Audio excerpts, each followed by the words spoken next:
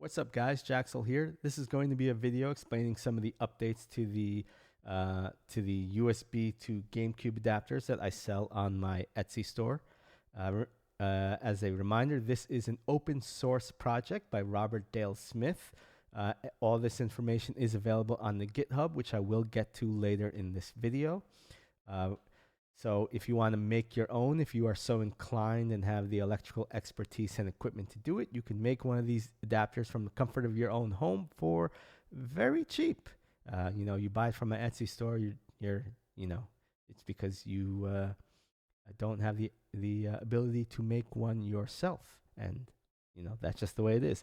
Anyways, since the last video I made on these adapters, a lot has changed. Firstly, we're going to head over to the GitHub right here, and we can see that the GitHub has been renamed. It is no longer called USB Retro. It is now called Joypad OS. And that is, honestly, I don't know why Robert renamed it, but that's what it is now. If you go to Google, search Joypad OS GitHub, it will bring you to this page. So I'm going to get more into the GitHub later, but for now, let's head over back to the adapters. And I'm going to be testing everything with a PlayStation 5 controller, but there are many controllers you can use, pretty much any X input or direct input, as well as Nintendo Switch Pro controllers will work with this. I personally have not run into any controllers or arcade sticks that have not worked with it, but I'm sure there are mice and keyboards and wheels that may be incompatible. I don't know, but right now the compatibility is 100% for me personally. But getting to it, using it's very easy. You plug your controller into the port, and then you plug it into the console. And I'm going to head over to the console. There we go. And I have Foscope running. Foscope is a controller testing program. And I have it set up for default controls. So we got A, B, X, Y. R1 is Z. Full analog stick range on the L's and the R's. L1 is disconnected because there is no L1 button on the GameCube. We got the C stick here, the analog stick here, and the D-pad here, as well as start. Now this is the default profile. One of the things that Robert added in the most recent in the conversion to Joypad OS is he added controller profiles. Now the GameCube adapter comes with 5 pre-installed profiles. Default is what I have it set up to right now. There's also a SNES profile, which gets rid of the analog triggers on the L's and R's because the SNES doesn't have that. There is a Smash Brothers profile, which, let's see, what does a Smash profile do? Okay, the Smash profile makes the L trigger a light shield. It activates, let's head over to the console and see exactly what it does. So to switch between the profiles, we're going to hold the select button right here and then hit up on the D-pad to switch. So blue is SNES, red is Melee, green is Mario Kart, yellow is Soul Calibur or fighting games in general, and then purple is default. As you switch between the profiles, there will be a rumble telling you that you switched.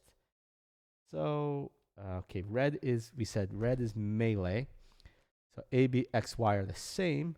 R1 is a repeat of X. L1 is Z.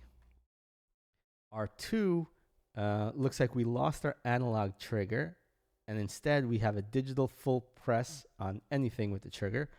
And L2 is a digital 17% trigger. This is for light shield. So I guess R would be heavy shield, L would be light shield. I don't know. I don't play Smash Brothers, so I don't really know. I think the reason R1 is X, I think that's for quick jump. I'm not sure. Anyways, but that's a profile made specifically for Melee. Let's switch over to the fighting game profile, which is more of my expertise. Oh, no, that's purple, so that's default. Okay, yellow is Soul Calibur. I mean, it's a fighting game profile, but the only fighting game people really play is Soul Calibur. All right, so we got A, B, X, Y exactly the same. R1 is Z. R2 full analog. L2 full analog. Now L1 in the documents it says C up. I'm pushing it and it's actually doing C down. I think this is just an error in the firmware. Robert, hopefully he releases an update on either the docs or the firmware to fix this. I think it's supposed to be C up. I think C up is one of the default options in the Soul Calibur button layout. I don't remember. Right stick is disabled so that you don't have an accidental input, and the analogs and the D-pads are working as intended. But like I said, multiple different layouts. If you change the profile, your change will be saved. So you don't need to do this every time you plug the controller in. It's saved and remembered for the next time you plug the controller in. Now, updating the firmware, it's very easy. Now, before I get into updating the firmware, I want to make a point to mention the difference in the USB-C and USB-A adapters. Now, if you have a USB-C adapter, this is the plug-C style that I sell on my Etsy store. You can just plug this into any port in your computer. There's full backwards compatibility with USB-C, with USB 2, and USB 3. So you can just plug it in and update the firmware. The USB-As, however, are slightly different. This actually has a converter inside the adapter to convert from the C to the A.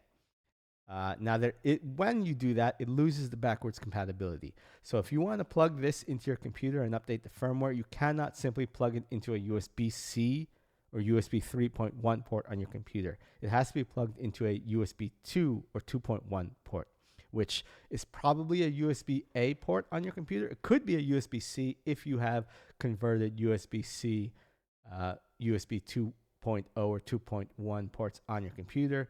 I know what I'm saying is very confusing here.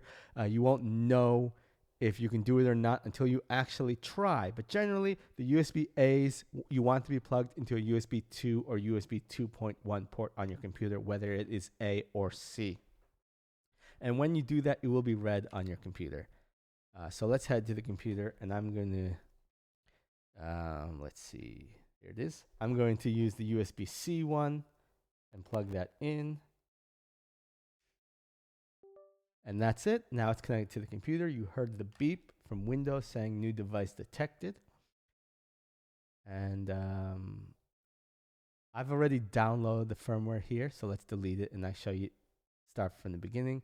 So we're going to go to the GitHub, and over here we have releases, and the most recent release is always the first one listed.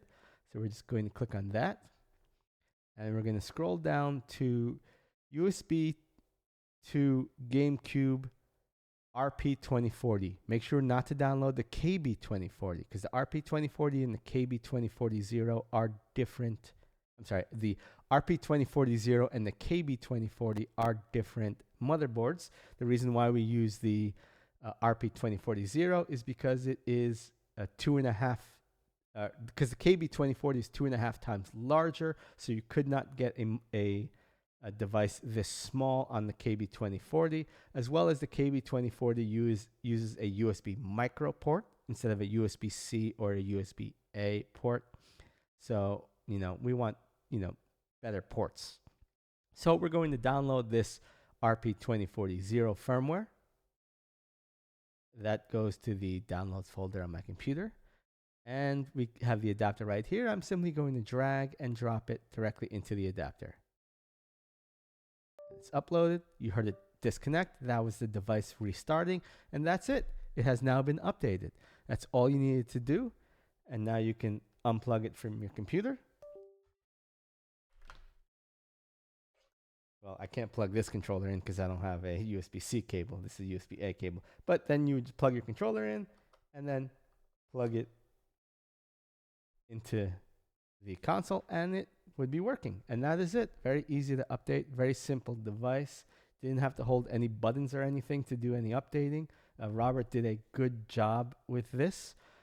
If you like what Robert has done, definitely consider supporting him with his Patreon over here If you need some help with the adapters, if you want to make your own adapter and need some help making your own, and if you, of course, you're going to need the equipment and all the parts. But once you do that, you can head over to the Discord over here. There's a link right there. And there's a lot of us in there, and we'll be more than happy to help you out. Anyways, peace.